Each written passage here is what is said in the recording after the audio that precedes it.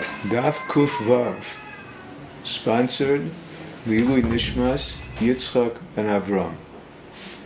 The first Indian that the Gemara discusses, Rav Sheshes holds that one who denies having been given a deposit is a thief. His point is that even if the custodian did not swear falsely to reinforce his claim, he is responsible for anything that happens to the deposit.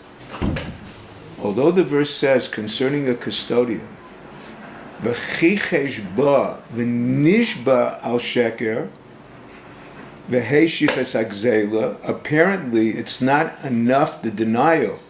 He also has to swear falsely to reinforce that denial. Rav Sheshes understands this when the deposit is not in his possession. So he's attempting to buy time to retrieve it in order to return it.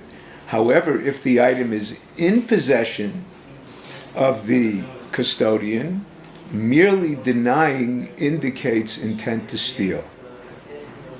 The next halacha that the Gemara discusses is Rav Huna in the name of Rab, who holds that if for whatever reason a defendant is liable for an oath, if he swears, even if witnesses testify after that he swore falsely, he is exempt from liability.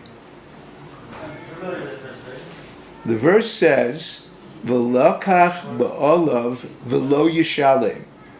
According to Rav, it means once the defendant swore regarding a debt or a deposit, the case is closed. Even witnesses cannot reopen it. This is referring to an oath taken in court, imposed by the court and not the plaintiff, using the name of Hashem and holding a Sefer Torah, not to an oath taken outside of the court. The Gemara brings additional qualifications to Rab's ruling. One is where he admitted that he swore falsely. Secondly, it applies only to a claim that the deposit was lost and not stolen. Where he claimed the deposit was stolen, the Torah explicitly says he must pay kefil. Rabbi Yochanan holds a shomer chinam that claims the deposited item was stolen and it was an animal, the custodian pays 4 or 5. What does this mean? He holds the law of the custodian is similar to the law of the thief himself. Even though in relation to the custodian, the verse mentions only the payment of kefil, included is the payment of 4 and 5. The payment of 4 and 5 concerning a thief is mentioned explicitly. Concerning this custodian, Rabbi Yochanan is learning it out from the verse referring to the thief. Although it could be argued that they are different because the thief pays without swearing, whereas the custodian is liable only if he swears, the teaching is based on a hekesh.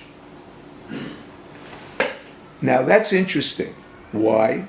Because there are two ways of interpreting the two psukim that are used for the hekesh. The two verses state as follows: Ki yitain ish el re'ehu kesef o kelim lishmor, v'gunav mi beis ha'ish, im yimatzei haganav yishalem shnayim.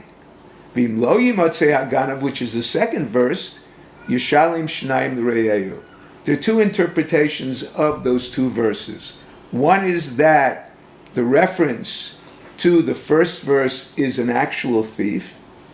The second verse is referring to the custodian, and therefore the two verses juxtaposed teach the law of the thief should be applied to the custodian that makes a claim of theft.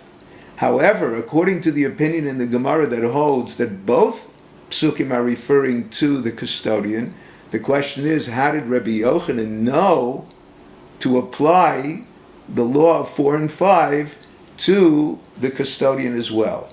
Here the Gemara answers The superfluous definite article in the second verse, referring to the custodian, it says Haganav as opposed to Ganav, is the source of the comparison. The Gemara brings a brisa that obligates the custodian to pay kefil, even where he swore that he did not steal the animal, and witnesses testified to the contrary, apparently contradicting Rabbi Yochanan, that once the thief, or the custodian in this case, takes the oath, the case is closed. The Gemara qualifies this ruling that if the custodian or thief consumed the animal without ritual slaughter, he only pays kefil. According to Rabbi Meir, the brisa that requires kefil for consuming and not 4 or 5 cannot be referring to a treifa, because he holds one who slaughters a treifa is a shchita re'uya, it's a shchita keshera, or a ben pekua, because he holds it requires shchita. So as long as there's a halacha, a chalosh shem of an act of shchita, then he would be chayav the 4 and 5. So this, the brisa that says that he's not chayav the 4 and 5 for consuming the animal, must be referring to where the animal is an avela. The Gemara suggests 2 other answers why he pays kefil and not 4 or 5. Either if the court said to the guilty party, pay, that concludes his responsibility, even if he slaughters or sells after. Why? At that point he is a gazlan. He's considered a public thief who does not pay the fine. If they said you are liable to pay, but they did not tell him pay, then he's still a ganav who pays a fine. The second answer that the Gemara gives is 2 custodians who were partners, swore falsely, and one slaughtered, he is liable to only half the fine. The wording of the verse, utvacho mechoro, indicates that he is not liable to the fine unless he slaughters an animal that he stole entirely.